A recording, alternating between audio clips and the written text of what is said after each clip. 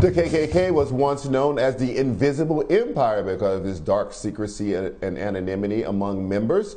But the 1921 expose by the New York World changed all that. The 21-day series reportedly drew in 2 million readers, and about 18 other newspapers also ran the stories. The expose detailed hundreds of violent vigilante acts. The Klan had suddenly gained national attention. Many thought the exposure of the Klan's evil practices would lead to the demise of the group. Instead, at least initially, it seemed to only give the hate group free advertising. What had started in 1921 as a couple of 100,000 members ballooned to somewhere between 2 to 5 million members by 1925. The group would ultimately implode, but not really because of the media exposure, but due to poor leadership from members who boasted of morality, but were later found out to be nowhere near moral. For example, 2 Atlanta-based publicists who helped catapult the Klan were later found to have been arrested previously for sexual impropriety and alcohol possession. And a Grand Dragon of the Indiana Klan was ultimately convicted of second-degree murder in a savage rape and murder of a young woman.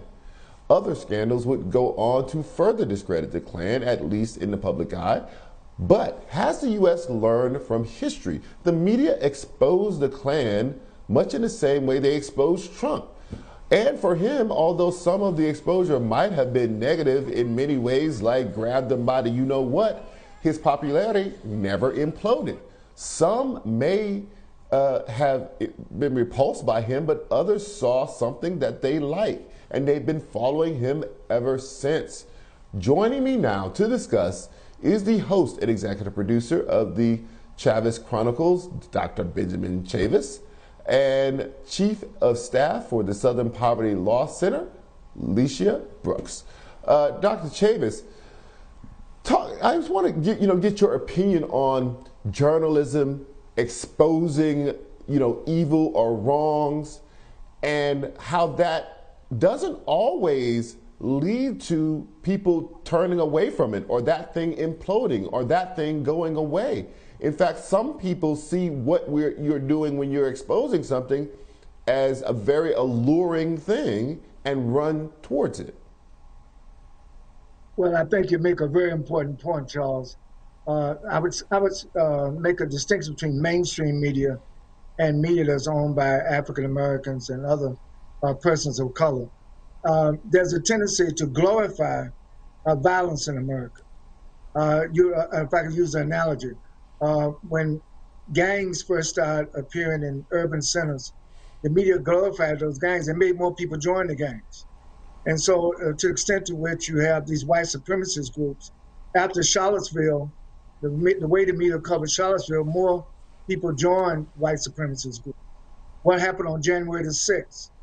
Seeing that video over and over again on January 6th, the ranks of white supremacist groups has quadrupled just this year.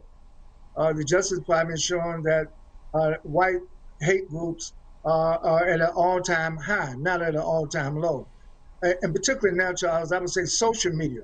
If you look at how even Facebook and Instagram and Twitter had to put a halt on some of the accounts, because these accounts in the media, in particular social media, have been used to give buoyancy to the concept of white supremacy and served as a recruiting. So I think that the media we have to cover it, but we have to cover it in a way that dispels and exposes the myths and the ignorance. Because at the end of the day, part of what gives racism longevity in America is ignorance. We have not done a good job in our school systems. We've not done a good job in our public policy makers. And then, as you know, Charles, even in the Congress of the United States or in state legislatures, you have people who glorify white supremacy and Ku Klux Klanism. Right. Ms. Brooks, I want to know what you guys are finding at the Southern Poverty Law Center about the relationship between media exposure and interest in and membership among white nationalist groups? Well, thank you. I completely agree with Dr. Chavis. It is the glorification that's done through some of these media stories. And what journalists need to be careful to do is not to show these hate groups or these bad actors in a positive light. You have to also, you also have to talk about what they are, what they're about, why they're hate groups, that they're anti-Black, that they're anti-Semitic, that they're out to overturn the democracy. So if you're going to continually show images of January 6th, you have to add proper context and tell people what they're seeing and explain that over and over again. I think that what happens is that the rhetoric goes unchecked. We saw this with former President Trump, as Dr. Butler alluded to. I mean, he started out with his rhetoric and was never checked. When journalists use terms like, well, you know, it was racially tinged, or it was racially charged, rather than saying it was just straight racist, and calling out white supremacy for what it is when it occurs. Dr. Chavis, you were right about the black press. The black press at the time, and many of them thought that the correct strategy was not to do what the world had done, but in fact the exact opposite, which was to give the Klan no exposure. That all of it was throwing fuel on the fire. And if you said the moment that you start to talk about them, even if you think that you are exposing them, it is all advertising. Is that the right way to deal with this, or is there some balance in the middle? Well, I think that we have to have balance, but also I think what Sister Brooks said, I just want to amplify that the media, at the end of the day, we're supposed to be putting out the truth, whatever the truth is. And as you know, another thing that the Trump administration did, they introduced this concept of alternative truth. There's no such thing. That's a lie. If it's not the truth, it's a lie. But we use these glorified terms to describe things that are evil and demonic. And like the first guest, in terms of the role that right-wing Christianity is playing to give sort of a theological justification for white supremacy.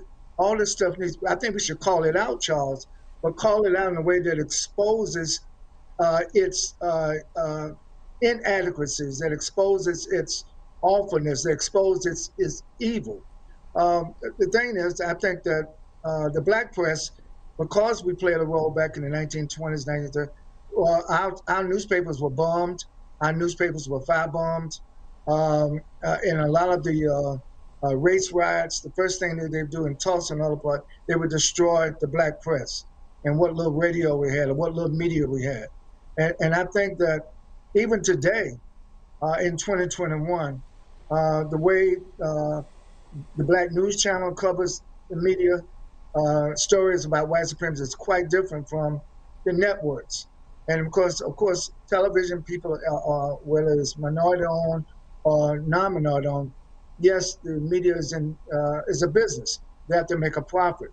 And unfortunately, Charles, I think that people profiteer off of spreading myths, innuendos, stereotypes, and if we don't call out racism for being racism, if we don't call out anti-Semitism for being anti-Semitism, it only perpetuates.